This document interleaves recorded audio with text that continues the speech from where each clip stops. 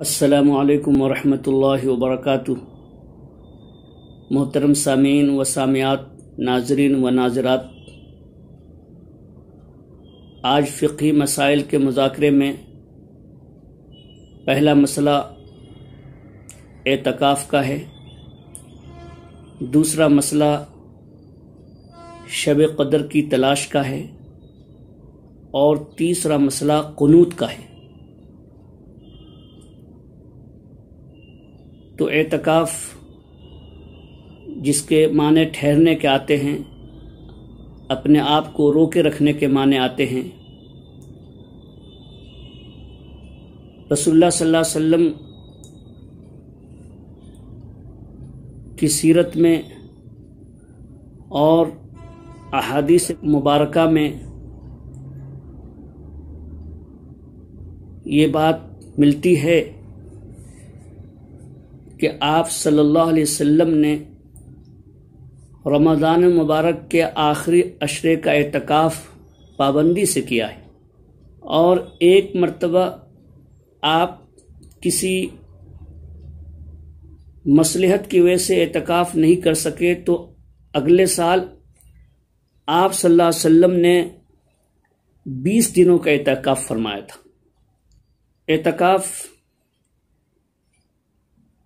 ایک خصوصی عبادت ہے، اخص الخواص عبادت ہے کہ بندہ یکسوئی سے تمام چیزوں سے منقطع ہو کر اپنے مالک حقیقی کی طرف متوجہ ہوتا ہے۔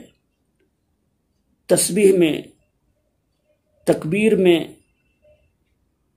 تلاوت میں، نماز میں، اللہ سے توبہ استغفار میں، اللہ سے دعا میں، مناجات میں، گریہ وزاری میں اس کا پورا وقت گزرتا ہے۔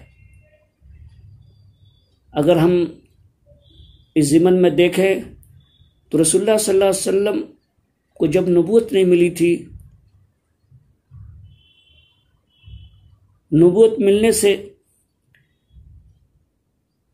چند مہینے پہلے آپ صلی اللہ علیہ وسلم کا معمول تھا کہ آپ تمام چیزوں سے یکسو ہو کر غار حرا میں تشریف لے جاتے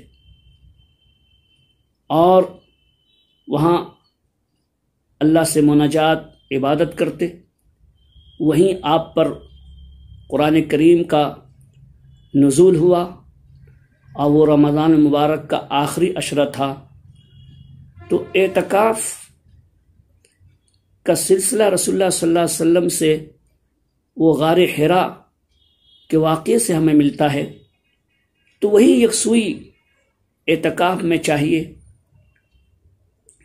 اعتکاف کی فقہاء کرام نے 3 قسمیں لکھی ہیں، ایک واجب ہے، دوسرے سنت مؤکدہ ہے، اور تیسرے نفل ہے۔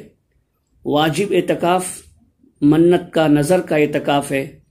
سنت مؤکدہ علی الکفایہ رمضان مبارک کے آخری عشرے کا ہے کہ 20 رمضان کو مغرب کی نماز سے اس کا وقت شروع ہو جاتا ہے، اور تیسرے اعتکاف نفلی ہے، وہ جو چند گھنٹوں کا، چند منٹوں کا بھی ہو سکتا ہے، کہ جب بھی ہم مسجد میں داخل ہوتے ہیں اعتکاف کی نیت کریں تو ہمیں جہاں دیگر عبادات کا ثواب ملے گا، اعتکاف کا بھی ثواب ملے گا۔ دوسرا مسئلہ شب قدر کی تلاش ہے۔ رسول اللہ صلی اللہ علیہ وسلم کی حدیث کے مطابق آپ صلی اللہ علیہ وسلم نے ارشاد فرمایا تھا، تحروا لیلۃ القدر فی الوتر من العشر الاواخر من رمضان، کہ رمضان کے آخر عشرے کی طاق راتوں میں تلاش کرو۔ 21، 23، 25، 27، 29 یہ طاق راتیں ہوتی ہیں۔ ہمیں ان راتوں میں اللہ کی عبادت کا اہتمام کرنا چاہیے۔ سورہ قدر، انا انزلناہ فی لیلۃ القدر، اس لیلۃ القدر میں اللہ تبارک تعالیٰ نے اپنے کلام کو، قرآن کریم کو نازل فرمایا ہے، تو یہ نزول قرآن کی رات ہے، دوسرے 1000 مہینوں سے بہتر رات ہے، تیسرے فرشتوں کا اس میں نزول ہوتا ہے، حضرت جبریل علیہ السلام کے ساتھ دیگر فرشتے ایک لشکر کی نوعیت کے ساتھ نازل ہوتے ہیں، تنزل الملائکۃ والروح۔ چوتھی بات، تمام معاملات کے فیصلے جو اللہ کی طرف سے ہو چکے ہوتے ہیں فرشتوں کے حوالے کیے جاتے ہیں۔ اور پانچویں بات یہ ہے کہ یہ خیر و سلامتی کی رات ہے۔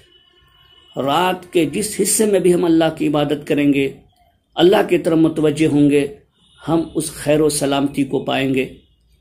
یہاں تک کہ اگر مغرب اور عشاء کی نماز جماعت کے ساتھ پڑھتے ہیں تو گویا ہم شب قدر کے انوار و برکات سے اتنا وقت مغرب اور عشاء کی نماز گویا کہ ہم شب قدر میں پڑھنے کا شرف حاصل کرتے ہیں۔ ایسے ہمیں پوری رات عبادت کا اہتمام کرنا چاہیے۔ رسول اللہ صلی اللہ علیہ وسلم کی حدیث میں بات ملتی ہے، شد میزرہ، آپ اپنی تہبند کو کس لیتے تھے، احیا لیلہ، اور اللہ کے نبی صلی اللہ علیہ وسلم اس رات میں جاگتے تھے، وَأَيْقَظَ أَهْلَهُ، اور اپنے متعلقین کو، اپنے ازواج مطہرات کو، اپنے گھر والوں کو، اہل و عیال کو جگاتے تھے۔ اتنا اہتمام تھا آپ صلی اللہ علیہ وسلم کا کہ آپ عبادت کے لیے اس رات میں یکسو ہو کر تیار ہو جاتے تھے اور اہتمام سے عبادت کرتے تھے۔ تو ہمیں اس کا اہتمام کرنا چاہیے۔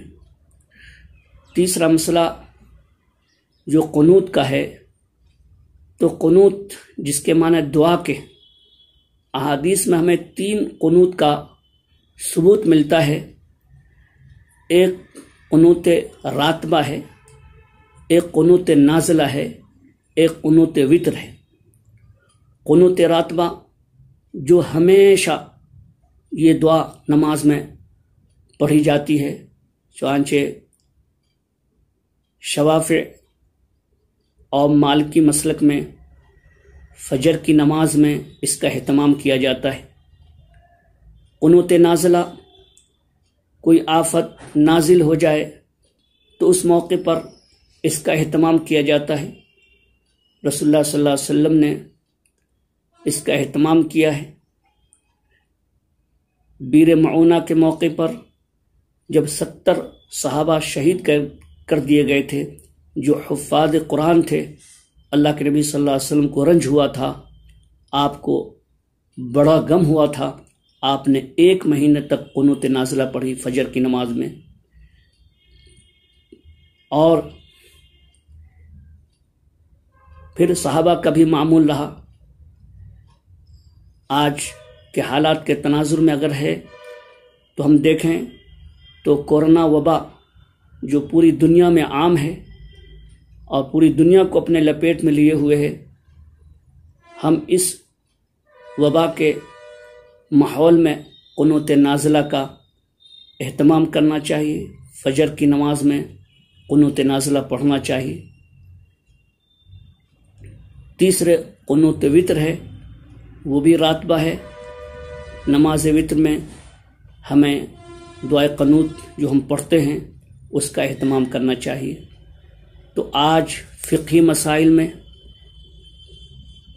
3 مسائل زیر بحث تھے جن پر گفتگو ہوئی ہے۔ میں چینل کے ذمہ داروں کا مشکور ہوں